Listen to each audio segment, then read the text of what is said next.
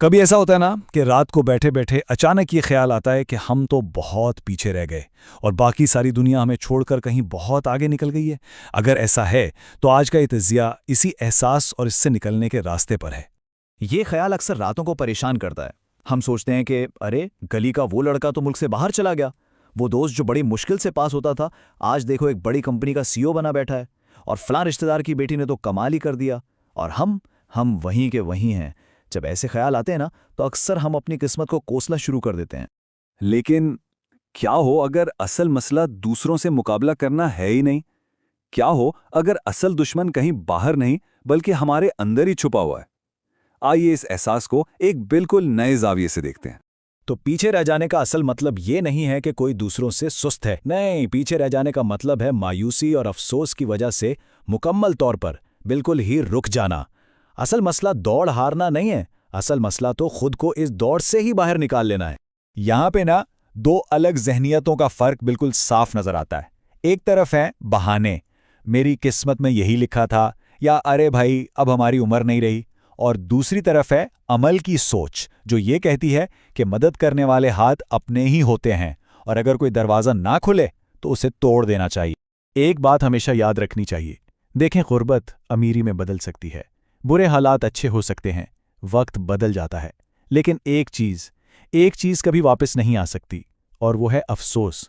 उस बात का अफसोस कि कुछ किया जा सकता था लेकिन किया नहीं गया। इसका कोई मुतबादिल नहीं है। तो फिर सवाल ये है कि इस मायूसी और अफसोस के चक्कर को तोड़ा कैसे जाए? आगे बढ़ने का रास्ता क्या है? चलें 4 ऐसे अमली इकदामात देखते हैं जिन पर कोई भी कहीं से भी आज से ही अमल शुरू कर सकता है। ये समझिए कि आगे बढ़ने के 4 सुतून हैं। पहला, किताबें जो हमें दूसरों के तजुर्बात से सिखाती हैं। दूसरा, अहले इल्म लोग जिनकी सोबत हमारी सोच को वसी करती है। तीसरा, सफ़र जो हमें नए जाविये दिखाता है, भले वो मुल्क के अंदर ही क्यों ना हो। और चौथा और सबसे अहम, तकवा, जब लगे ना कि दुनिया के सारे रास्ते बंद हो गए हैं तो अल्लाह से ताल्लुक जोड़ने का रास्ता हमेशा खुला रहता है।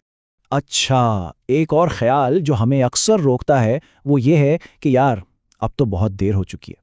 लेकिन सच तो ये है कि ज़िंदगी किसी स्कूल के टाइम टेबल की पाबंद नहीं है, इसका अपना एक लचकदार वक्त होता है। मैं अपनी मिसाल देता हूँ।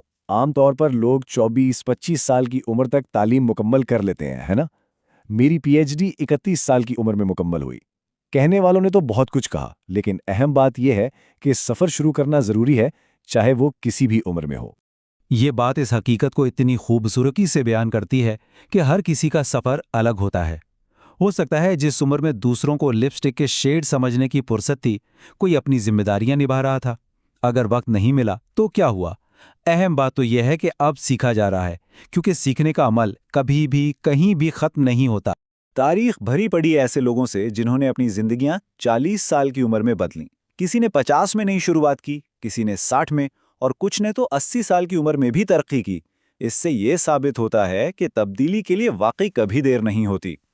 अब हम इस गुफ्तगू के सबसे गहरे, सबसे अहम सवाल की तरफ आते हैं। अगर असल मुकाबला दूसरों से है ही नहीं तो फिर कामयाबी का हकीकी पैमाना क्या है? हम किस चीज़ से खुद को नापें? ये एक बहुत अहम सवाल है। अगर पैसा, शोहरत और दुनिया की कामयाबी असल मेयार नहीं है तो फिर वो कौन है जो हकीकत में पीछे रह जाता है? इसका जवाब बहुत गहरा है। असल में पीछे वो लोग रह जाते हैं जिनकी दुनिया तो तारीफ़ें करती है, जिन्हें लोग अपना मेंटर और गुरु मानते हैं, लेकिन अल्लाह सुब्हानो तआला के यहाँ उनका कोई मकाम नहीं होता, क्योंकि असल कामयाबी तो अल्लाह और उसके रसूल सल्लल्लाहु अलैहि वसल्लम से ताल्लुक़ में है। तो खुलासा ये है कि परेशान होना छोड़ दें। जिंदगी की ये दौड़ बहुत लंबी है और ये किसी और से नहीं बल्कि खुद अपने आप से है। बस आज से आहिस्ता आहिस्ता चलना शुरू करें। एक दिन ऐसा आएगा कि लोग हैरान होंगे कि जो शख्स दौड़ में नजर भी नहीं आ रहा था वो सबसे आगे कैसे निकल गया। इस सारी गुफ्तगू के बाद अब सिर्फ एक सवाल बाकी है। जब हम ये जान चुके हैं कि असल नाकामी रुक जाना है, तो आज पहला कदम कहाँ उठाया जाएगा?